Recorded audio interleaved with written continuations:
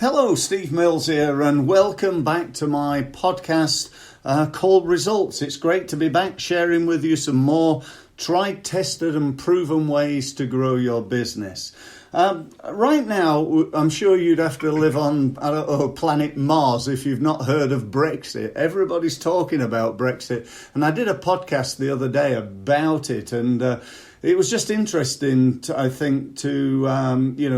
share some thoughts on it and the implications of it. And the truth of the matter is, right now, we don't really know what the implications are going to be. We're all very worried about it and concerned about it over here in the UK, and no doubt in Europe as well. And we all hear about, is your business prepared and ready for Brexit? And, I don't know about you, but, how can I get prepared for something that I don't know what's going to happen? It's very difficult to do.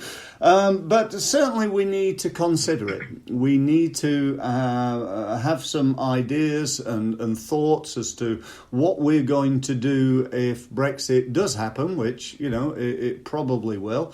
And what's going to happen in terms of, the different options, the different things that could happen as a result of it. Now, we've got a client who are a company called Parfrey Murphy. They're a firm of accountants based over in Cork. And I've asked one of the directors there, Seamus Parfrey, if he'd be kind enough to come on my webinar, which he's agreed to do so. So I'll introduce him in a moment. Now, the reason I've asked Seamus to come along to the podcast today is basically he's an expert in helping businesses in the UK to set up a business in Ireland. And that's maybe one of the options that you might like to consider. So without further ado, welcome, Seamus. It's great to have you on the podcast, and thank you ever so much for joining me. Yeah, delighted to be here, Stephen. Thank you for the invitation, and hopefully we can get something education done for your clients. Yeah, that would be fantastic. So I understand you're getting many inquiries already from UK businesses looking at setting up in Ireland. Why do you think this is? There are many reasons for it, I suppose, really, Steve. One is the frustration people in the UK are now having to deal with Brexit. And I believe it or not, I've had some people coming on to me and talking about emigrating from the UK because of Brexit, looking to Ireland. Wow. Yeah, believe it or not. I can believe that's amazing. It. Yeah, that's amazing. Other people are their businesses are coming under pressure from maybe their major suppliers or their major customers, saying that they don't want to deal with a non-Brexit, a non-EU company if Brexit goes ahead.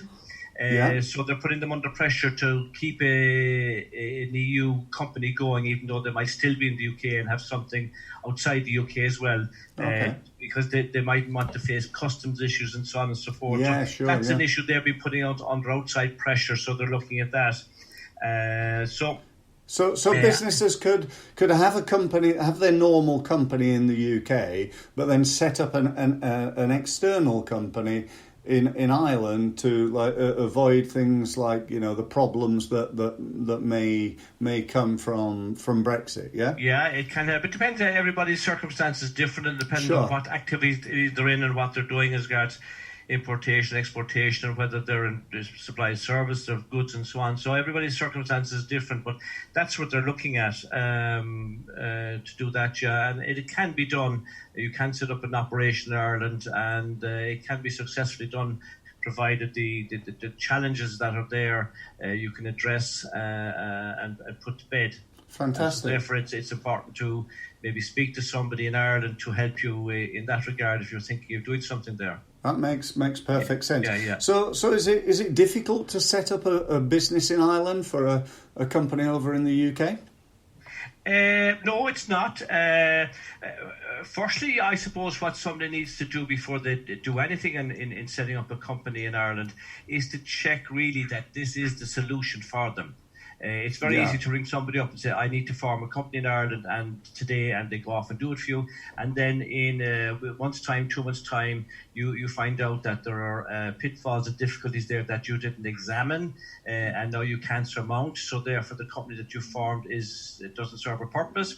So therefore, the thing to do is explore it, get the professional advice and make sure that it is a solution for you.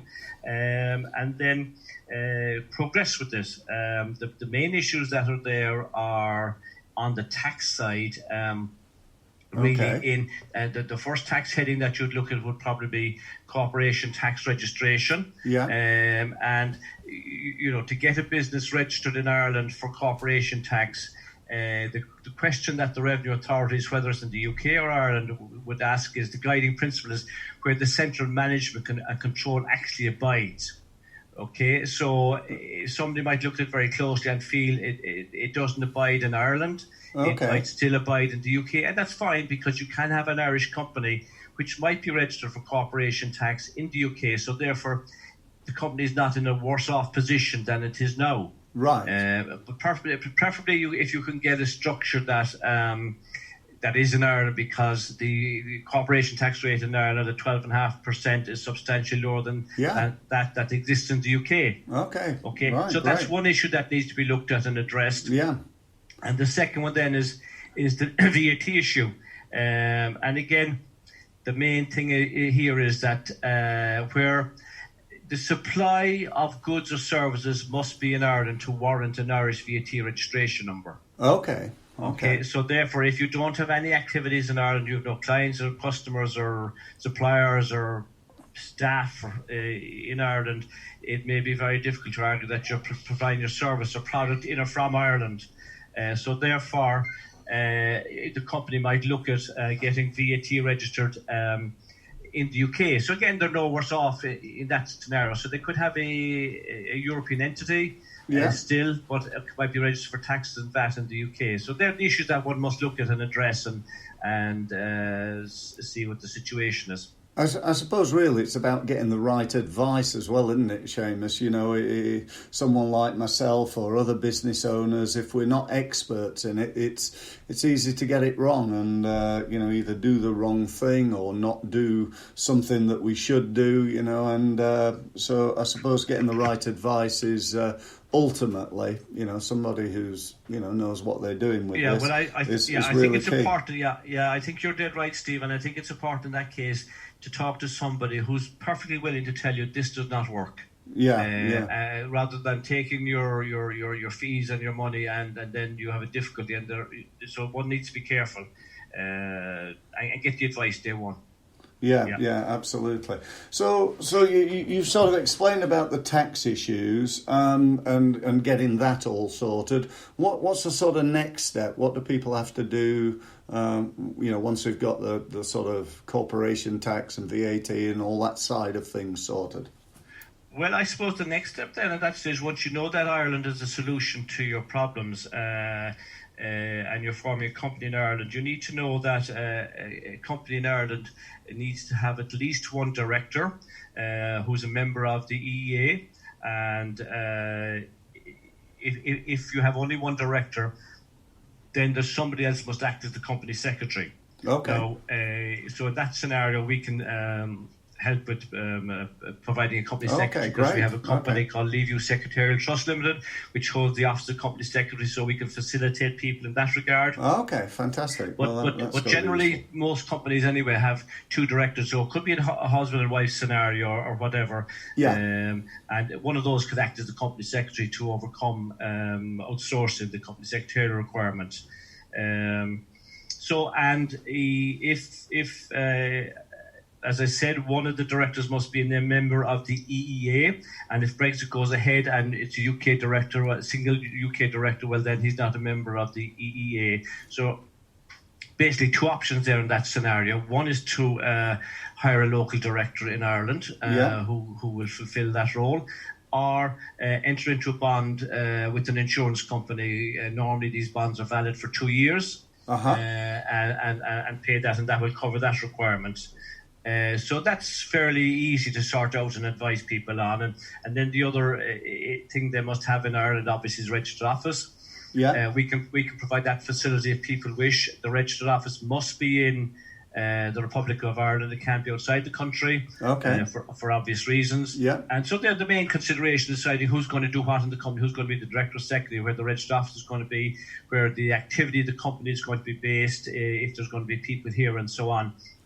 So that's very easy, quickly sorted, and the company can be formed within generally 3 to 5 working days max with the company's registration office. We're registered agents with the company's registration office, so great. We can get it done fairly quickly. If you try to do it yourself, it can take a few weeks. So it's guaranteed maximum of 5 working days going through ourselves. So it can be done. That can be done reasonably relatively. And then once that's done, then the next scenario is to, if the corporation tax registration is going ahead at the time, register for taxes and open up a bank account, and we can facilitate clients as well opening a bank account in Ireland without them having come to Ireland. So it cuts down the cost and so on for them. So that can be done. So we can set all, whatever they require initially, we can set that up day one. So they don't have to come to Ireland, and be done quickly and comfortably for them. Fantastic. Okay, great. So what are the sort of major differences between sort of company administration in Ireland and the UK? What do people need to be aware of? Well, from my perspective on it, Steve, there's more similarities, of course, than differences between the legislative regime in the UK and in Ireland, because we've based our systems in Ireland for years and years and years, of course. So it's still pretty much similar. There might be subtle differences, but again, people in the UK make returns to HMRC in relation to corporation tax, payroll tax and VAT. The same requirements are in Ireland. That's fine. And also over in the UK, you have to make any returns to the company's house, and the same applies in Ireland. You have to make annual returns to company registration office. So the general structure is similar. It's very, very, very similar. There might be differences in how tax might be calculated in certain things and so on. But overall, the structures are a great similarity. Okay, great. So anybody, if I'm a UK company and I've been listening to the podcast and I'm thinking, do you know what, this is maybe something we need to look into. We like the idea of it. What's a sort of starting point? You mentioned how you could help. What could you do for people? Well, I suppose, Steve, I prefaced my remarks by saying that somebody should get local professional help. And I'd conclude by saying the same thing. I think it's vital to get somebody who's good and can advise you. Don't waste your valuable time and money trying to do it yourself and exploring everything, because I agree.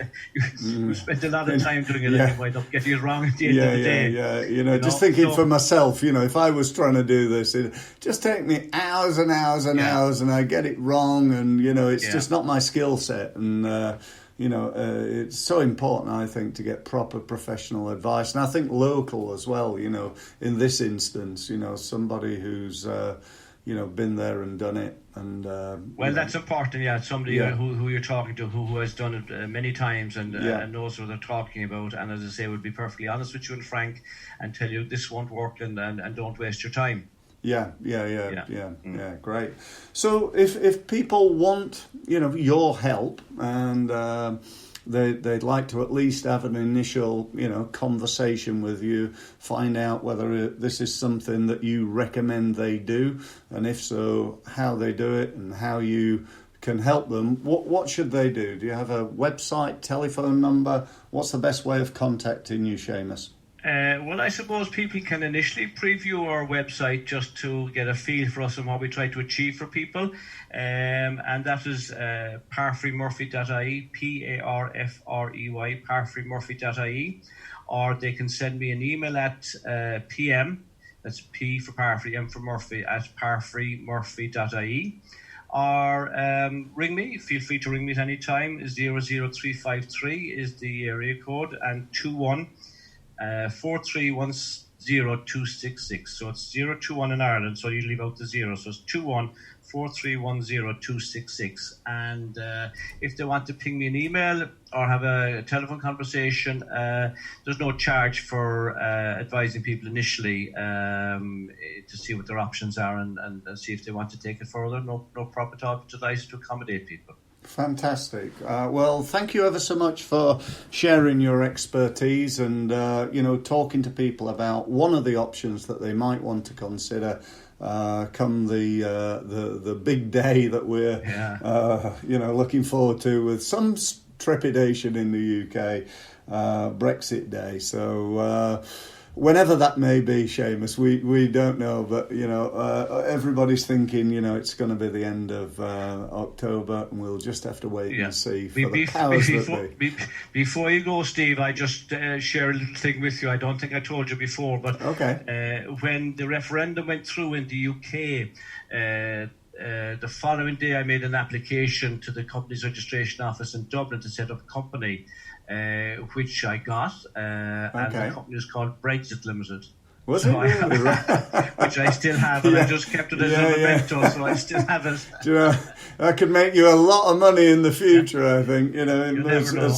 Once it all kicks off, we're at the start of it. Well, we're not even at the start of it yet. Once it's actually happened, it's going to be very interesting to see what does transpire. So, again, thank you ever so much, Seamus, for your time.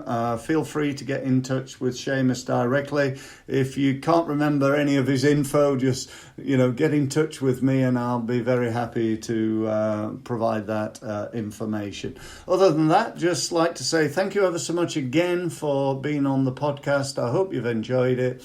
And, I look forward to speaking to you again next time. Thank you very much for listening.